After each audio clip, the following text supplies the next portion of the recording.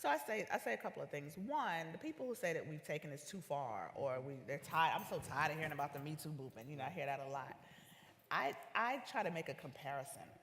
In the history of the United States, however many hundred years that is, we have had a sustained conversation about sexual violence for 4 months. Yeah. Right? Yeah. Like,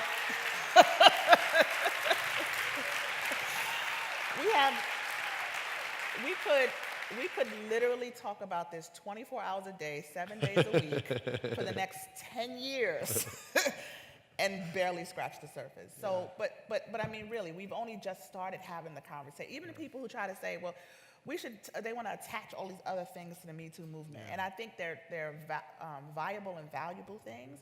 But God, give us a moment to dig into this thing. Yeah. Those of us who've been doing this work are like, what? They're listening to us? Somebody give me a microphone. Right? So that's one. I think that,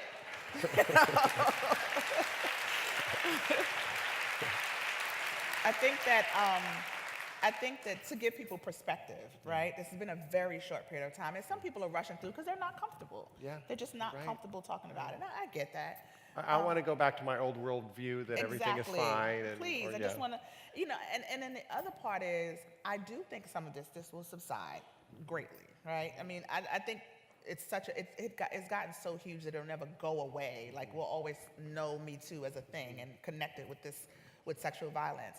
But here's the other thing that's perspective for me.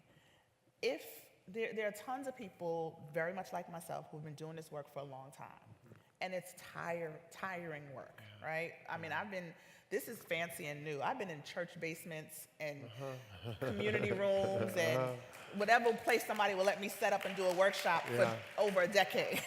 So, the fancy microphone and the 200, this is great.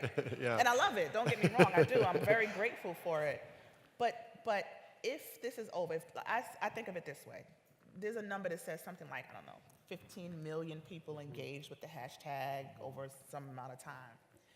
If in a year from now, 1% of that amount of people are still fully engaged in this, are deciding to work around sexual violence, take it seriously, model different behavior, understand that this is about healing, if 1% stays with this, that is a victory for me. Wow. That is a huge victory for us. Yeah. Right? Because this thing is so insidious and so pervasive that it literally took a whole giant world push like this just to get it in the national conversation.